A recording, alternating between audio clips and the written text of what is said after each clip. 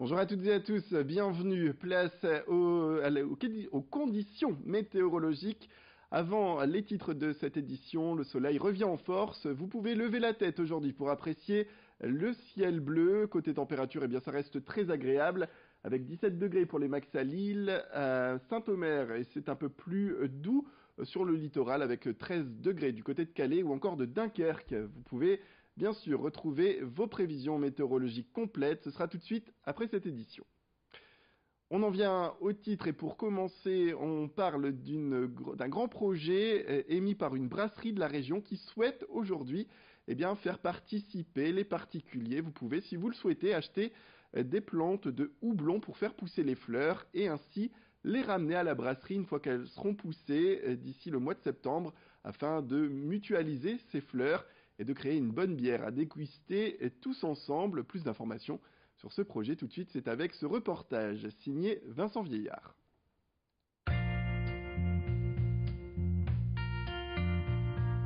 Une bière faite avec le houblon qui aura poussé dans votre propre jardin ou sur votre balcon. C'est le défi de la brasserie Moulin d'Ascq. Et on ne plaisante pas avec le houblon. Ceux qui voudront tenter l'aventure devront d'abord écouter les conseils techniques de professionnels afin de récupérer des fleurs de qualité. Ça demande un petit peu de connaissance, un peu de suivi, s'assurer que la plante soit au sud, qu'elle ait un peu d'eau évidemment, mais rien de bien plus compliqué que ça. Pas forcément de compétences particulières, juste une petite précision de comment cultiver ça. Puis si vous avez la main verte, évidemment, ça sera très facile. Le top du top, c'est d'avoir un jardin, mais on sait bien que tout le monde n'a pas un jardin dans la métropole lilloise, donc même un balcon, finalement, ça peut très bien fonctionner. Donc imagine une petite jardinière dans laquelle on va mettre le houblon et puis quand même un petit tuteur ou un fil pour aider cette plante vivace à grimper et à l'orienter quand même pour qu'elle ne soit pas à même le sol et qu'elle risque une contamination. Au-delà du côté participatif, cet événement a aussi un côté ludique. À la brasserie Moulin d'Ascq, on ne brasse que de la bière bio. Pas question que le houblon qui sera distribué ne soit traité. Pas d'engrais, pas de produits, la plante devra pousser naturellement. Voilà, l'idée évidemment c'est qu'on s'approche quand même de... Ce houblon ne pourra pas être certifié bio puisqu'il y a 3 ans pour être certifié bio, mais l'objectif évidemment c'est d'avoir une pédagogie autour de l'agriculture biologique et donc on insistera bien pour que les gens ne mettent pas d'engrais, de pesticides sur ce plant de houblon, sinon ça n'a aucun sens. En moyenne, dans sa première année de vie, un plant de houblon donne entre 200 et 300 grammes de fleurs. Si une centaine de personnes participent à cette expérience, ce seront près de 2000 bouteilles qui pourront être créées. Pour la suite du programme, les fleurs devront être fraîchement récoltées et ramenées à la brasserie le dimanche 9 septembre pour la fête du houblon où il sera brassé. Pour la dégustation, rendez-vous un mois plus tard, en octobre, où cette fameuse bière pourra être dégustée. Si la récolte a été bonne, vous pourrez aussi repartir chez vous avec des exemplaires de cette bière en bouteille. Voilà pour ce projet.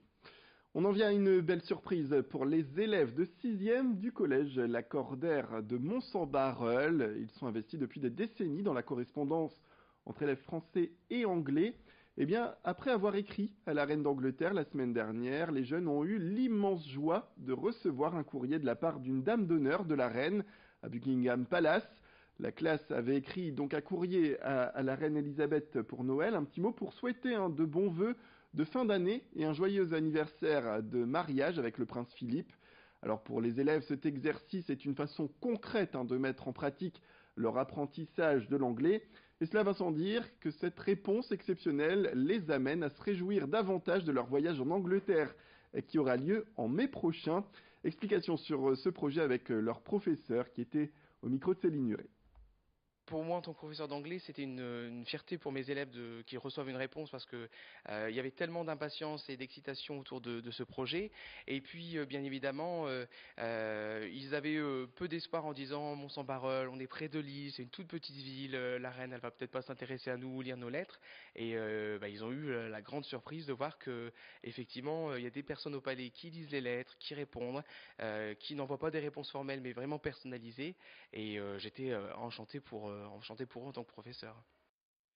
Voilà une grande fierté pour ce professeur, mais également un grand plaisir pour ces élèves que nous avons interrogés également, bien sûr.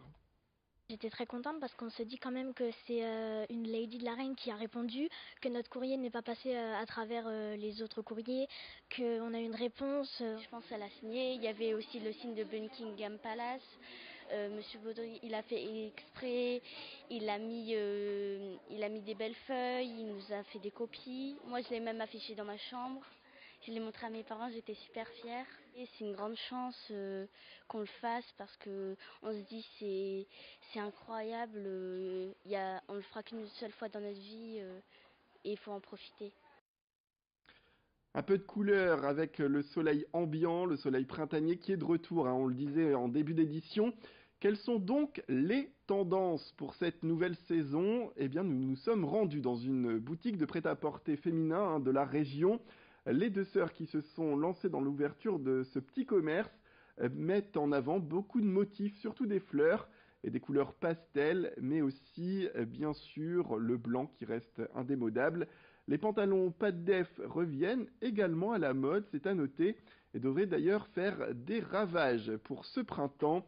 Je vous propose tout de suite d'écouter l'une des sœurs qui était au micro de Céline Huret pour faire un point justement sur ces grandes tendances de la saison du printemps 2018. Cette année, vraiment, c'est la robe qui est la pièce maîtresse de l'été, du printemps-été. La robe dans toutes ses longueurs, hein, parce qu'on a du court, du long, du 3/4 aussi pas mal. Et vraiment, le must, c'est la robe à fleurs. La robe à fleurs, on la voit partout, il y en a beaucoup. Je peux vous en montrer. Voilà, on a une robe 3/4 à fleurs. Là, on en a une courte. C'est vraiment très tendance cette année, le motif, la fleur. On en a beaucoup dans le magasin et on en voit beaucoup partout.